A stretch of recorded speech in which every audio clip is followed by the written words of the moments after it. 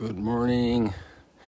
Oh, I apologize. I was walking here on this surface, so you couldn't hear the gravel.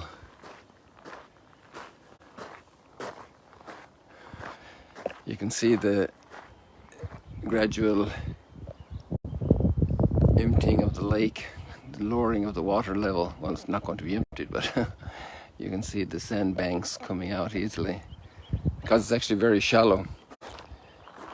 There's barely any depth to swim until you get out to the part of where the boats are over there. It's only about knee high all the way out to there. Before, we used to have to go out to the edge of that bush and it was still sand for another 100 yards. So thanks be to God, the last 5 or 6 years the lake hasn't gone down that low. Maybe 6 years ago it was that low.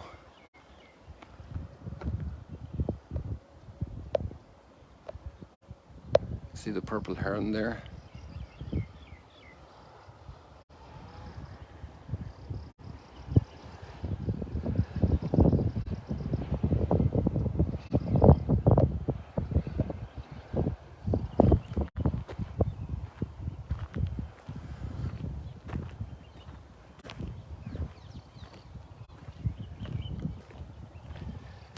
This morning we have a crucial issue in our lives to think about, and we don't like dealing with it, and that is serious conversations we need to have with people about a problem because of their mistakes or their bad attitude or their fault. And so my question for you is, who was the person that helped you most in your correction? Who helped you most? Who is the person? Maybe we could even make the question differently. Who is the person today that you listen to if they're pointing out something that you need to change?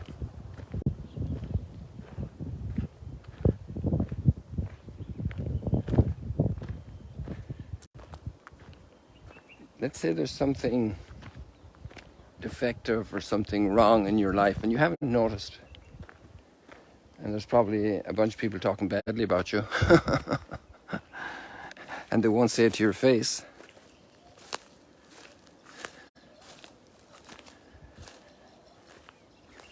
And then there's a bunch of people thinking badly about you, maybe more than those who are talking. Hopefully there's more people and thinking bad about you. Well, no, that's the reality. I don't know how to say that. I'm putting my foot in it.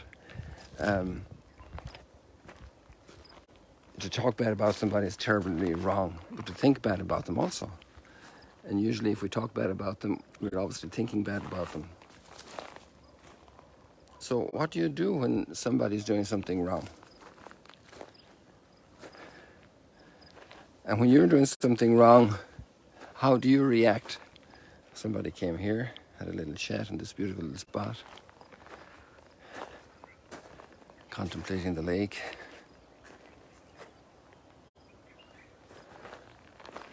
I like this spot a lot. And now we can go all around the edge here, so we'll figure that out, how we're going to do that across here. Don't have exactly the right shoes for that, just sandals.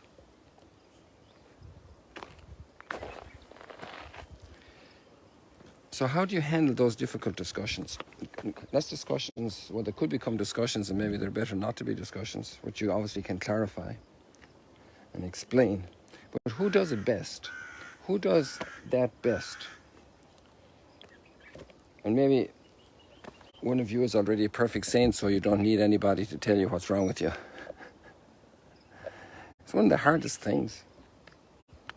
Is there anything harder than to do that? A hard thing is when somebody has a very close person who passes away and you have to go and express your condolences, your sorrow. It's not an easy thing. It's difficult. It's very sensitive. And you want to be prudent in your words and kind and filled with love. But it's probably much harder to deal with somebody who has an issue that needs to be corrected. And I don't like when people tell me things that I'm doing wrong. Even if it's small things, it's kind of hard. Sometimes it's helpful. I can't get this Facebook working, help me. So I'm willing to be taught because I absolutely recognize my incompetence with high tech. And so I'm grateful, you know. Or somebody shows you how to use a new app or something where you're really learning some things that you need to do for your work. But if you're working for a year in a place or a few months and somebody comes along and says you're doing that wrong, and that's not a happy moment. And besides, if it's it's not happy for the person doing it either, because now I know that that person isn't going to smile at me when I go to when we bump into each other at the coffee bar. And maybe that person will avoid me in the corridor. Maybe that person will start talking about me, that I'm a mean person, that they don't see all the good I'm doing. Look at the way this gone down here. Because we used to, when the water was high, it was over to the level of the grass there. But it's only about, I'd have to check the reports, it's definitely less than 2 meters.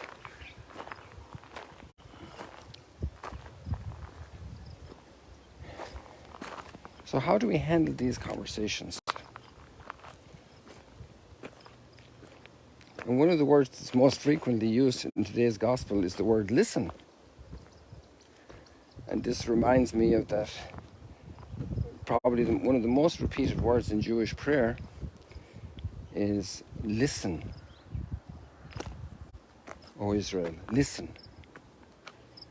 And one of the greatest skills we have is listening. Because when we listen to good advice, to a good teacher, to a coach, and especially to our parents and to our siblings who usually love us, when we listen, we gain all their perspective.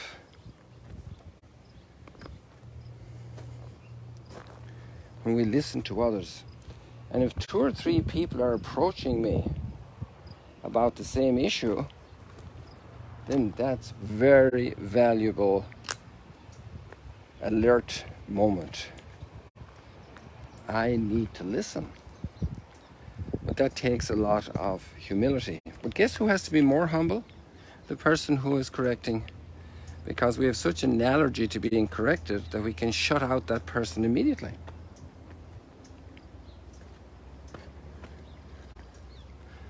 I remember when I was in Michigan on internship back in the early 80s. Imagine, that's 40 years ago I finished doing that particular internship in youth work, 1979 to 1983.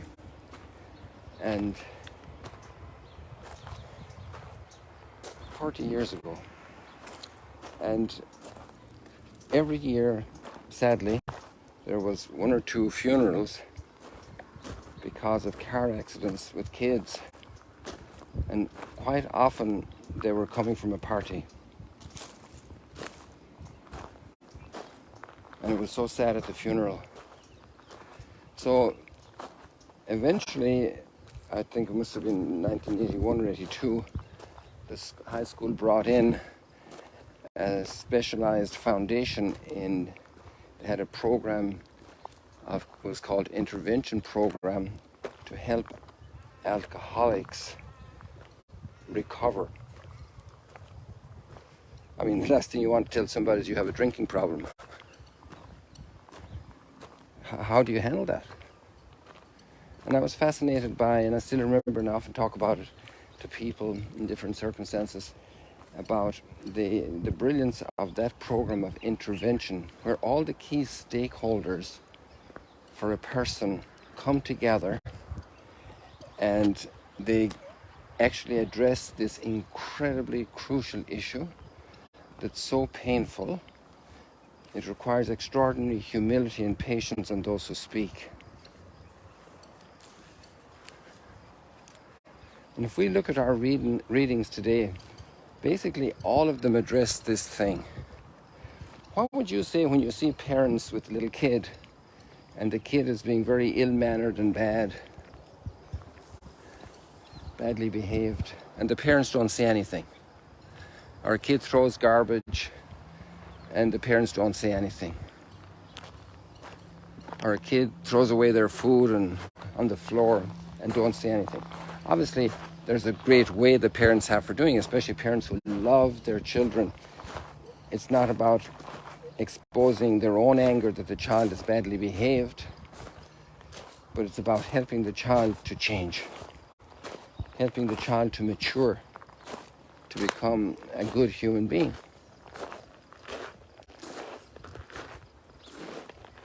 And then if a parent didn't do it, wouldn't that be amazingly irresponsible? And let the child grow up totally wild?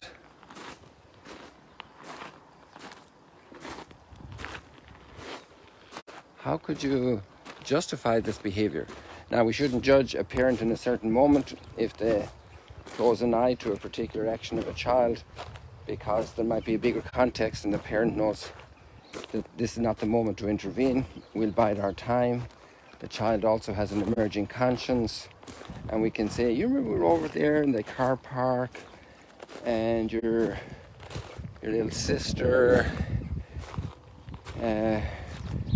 was a little bit, whatever. And then the child immediately remembers everything. And boy, does that child's conscience come alive, because the conscience is so innocent and so ready to realize its guilt. When we get older, we can somehow get a tough skin and kind of cover up and say, everybody's doing it. We find all kinds of excuses. Don't talk to me about that now. And we close up and we close off. And this is the hardened heart we have in the psalm. And this is the challenge Jeremiah has. He's got a terribly tough mission in today's reading. And I think we have Jeremiah today. Let me check again, because I'm reading Jeremiah in the breviary as well. Just hold on here. I want to check there so I'm not misspeaking. Pull up my phone here, the little other phone. So the psalm we have today is, if today you hear his voice, harden not your heart. Don't talk to me about that. No, it's Ezekiel, sorry, not Jeremiah. So the prophet Ezekiel is talking about the responsibility of the prophet to address issues where the people are not doing the right thing. And the prophet is aware that it's not from his own initiative, but God sent him. And this is Jeremiah's crisis, speaking about Jeremiah, because he just cannot stomach the task God is giving him. And sometimes for parents it's like that. Have you not had moments when you'd much preferred not to have had to address a problem of a child?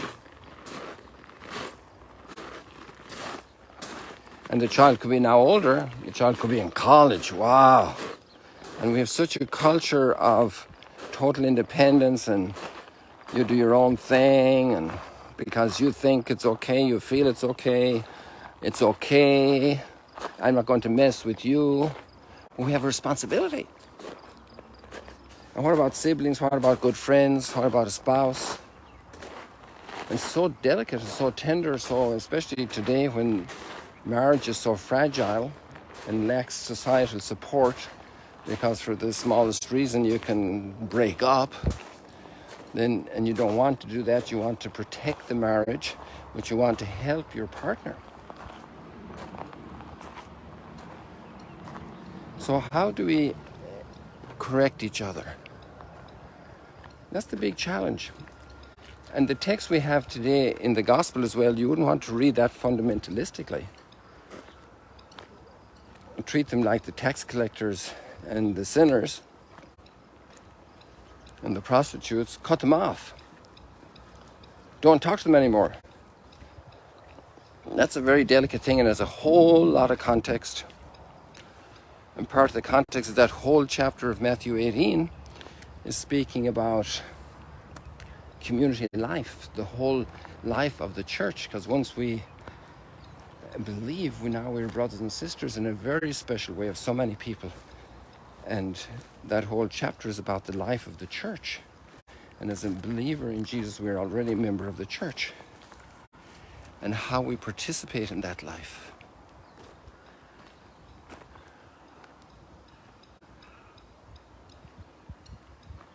Isn't that like a big heart there? With a little bit of imagination, okay?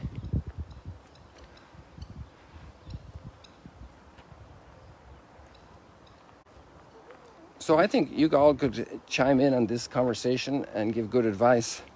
We can also take the page out of the letter to the Romans, which is very advanced in the letter to the Romans.